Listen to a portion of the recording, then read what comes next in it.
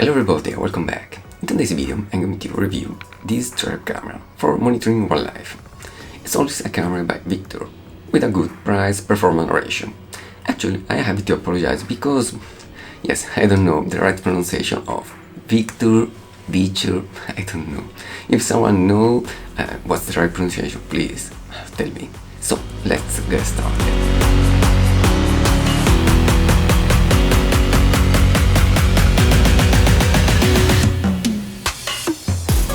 This is not my first review of a trap camera.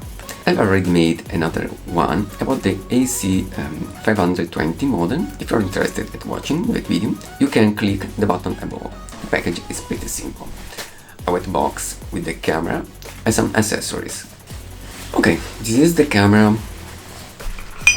the user menu, the USB cable for connecting the camera to a computer, the belt for putting the camera somewhere, and a metal plate to put the camera stably somewhere, and it's a specific arm, I think it's a metal arm to connect the camera in this way to a plate in this way, like this. Okay, it's really simple to use it. The camera shape is not so different from the others, with a camouflage pattern in order to shade it better in the environment. In the front panel there are the lens and the sensor, and the main door. And the front panel there are the lens and the sensor, this one and this one, and the main door. Okay. In the bottom there is the batteries room with the same kind of lock that there is in the HC520. I like that kind of door because you can access the batteries without opening the main door. In the back panel there are two hooks for protecting the camera with maybe a metal cable, and two other hooks for the belt.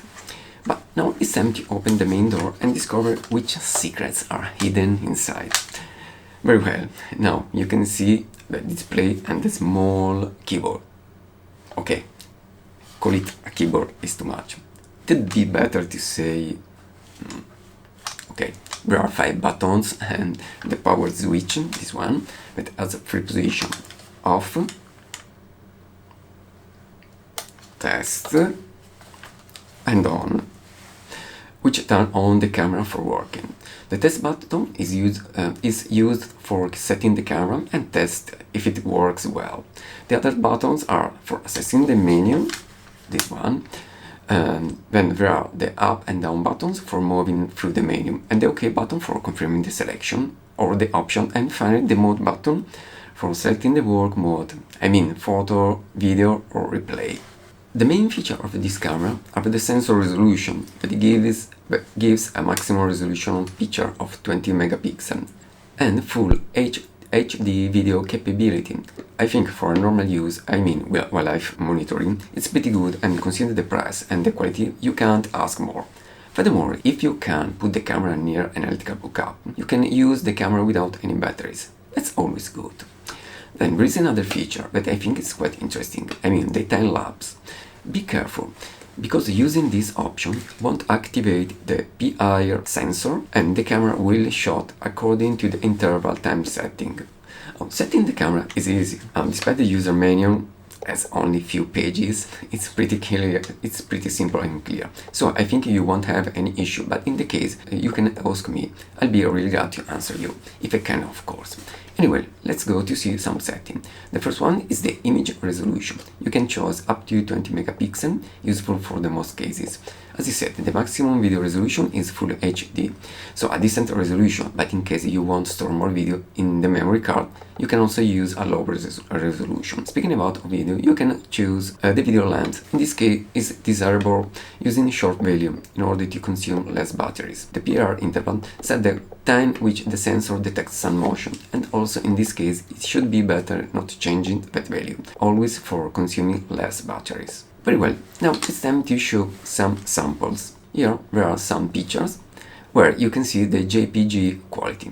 To be honest, the quality of these images isn't so good, even because the JPG compression makes some artifacts, limiting so the general quality. But you have to be aware that it's a trap camera, so for controlling what happens, and in reality you don't need to have a superb image quality.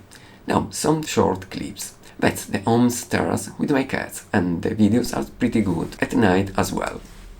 Okay guys, it's time to come to a conclusion. This camera costs about 50 euros, so it's really cheap.